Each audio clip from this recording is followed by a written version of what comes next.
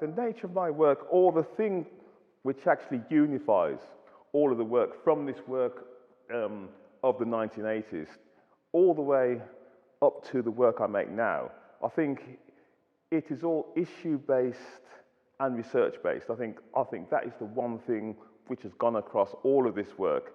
No, it goes across the early paintings, the video work, right up to the stuff that I make now, around issues to do with race and identity and history and colonialism and empire. However, I think it's also clear that the work approaches these issues in a whole range of ways, or from a whole range of perspectives. Like, for instance, there is work from the 1980s that kind of speaks about the struggle against apartheid. And, you know, as you go into the work in the 1990s, it moves on to issues as the single market, etc. And so the work which kind of looks at the history of empire or the history of colonialism is about an understanding of how our contemporary context is made up. It's made up out of the legacies of those historical moments. And so if we don't understand those historical moments, or we don't have a conversation about those historical moments, we don't fully understand the context in which we now operate. I once heard this interesting saying, which is about it's excavating the crevices of conversations around empire or race or any of these things. And so it adds to our understanding of those things.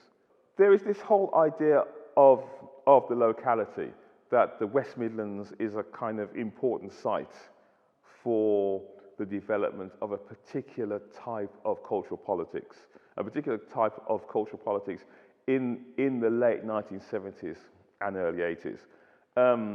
It was interesting because we also began to kind of grow links with places like Nottingham, you know, which was slightly different, and London and those other places.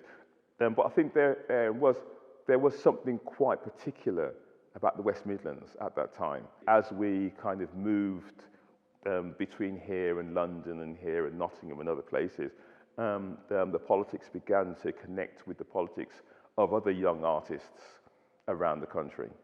So it became this kind of quite interesting moment. And of course, Wolverhampton was also, apart from the fact that we had the first exhibition here in 1981, the following year we went on and had a conference, a convention in the art school, which was called the first National Black Art Convention.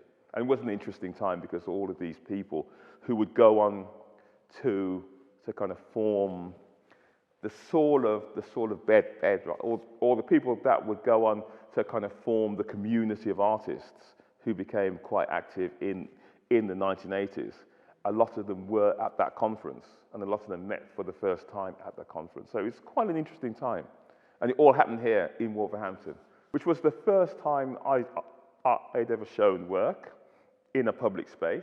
It was the first time that this young group of artists, which went on to become the Black Art Group, it was the first time that they actually showed together. So it was a really key time. This was actually done when I was doing an MA at the Royal College, because I remember, you know, having to have quite a large space to make these individually, and was very much about the politics of that moment. And so it was, I mean, I had made work which attempted to kind of use the biblical metaphor of the four horsemen of the apocalypse. And there had been quite a lot of work around at that time which looked at this whole idea of the four horsemen. There was an artist called Malcolm Poinder who had done these kind of four horsemen sculptures. But I found that it was a really haunting kind of image. And because at that time it was the time of things like a miners' strike and Greenham Common and the whole threat of nuclear annihilation, that, you know, I just wanted to kind of make a piece which was a conversation around that kind of space of threat, but to kind of do that in quite a cartoonistic way.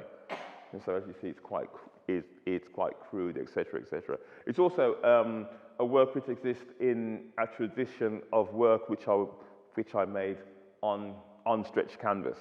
You know, because I was quite interested in working large, but also I wanted to kind of make work which it was easy to carry, you know, because then you didn't need this kind of expensive infrastructure to kind of take your work from show to show, etc., etc. Likewise, with a piece like the Black Assassin Saints, that was very much made, you know, to be folded up and carried and just hung up for an evening here or a day there. And so I was really interested in that kind of guerrilla intervention, or guerrilla intervention in terms of work.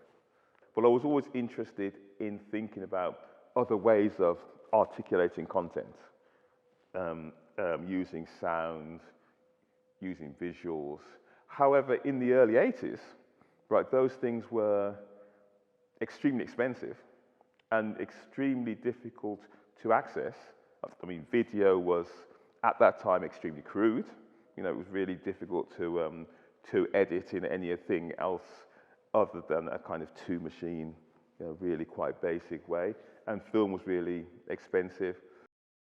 And towards the late 80s, with the rise of kind of home computing, you had a really inexpensive home computer called the Amiga, right? And it was just a games machine.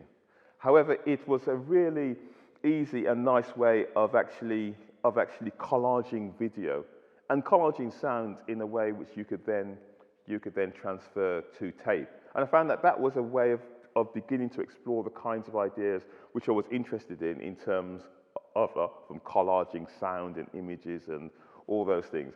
And so that's how a lot of the work from the early 90s, that's how that came together, because it was about that kind of use of the Amiga as a way of bringing in all of this content of sampling, you know, because it was also the time when, in terms of music, you had the kind of use of the sample, etc., and these found sounds and found things. And so it was very much about that kind of cut and paste aesthetic, or cut and paste aesthetic, which I was really interested in. And so yes, these tools became a way of doing that in a way which, and what was quite important to me was that it was a way which you could do as an independent artist, you know, for very little money. You know, there are times when you can access, you know, funds and equipment and all that kind of stuff, but most of the time, all of that stuff was out of reach. So this work very much grew out of that interest.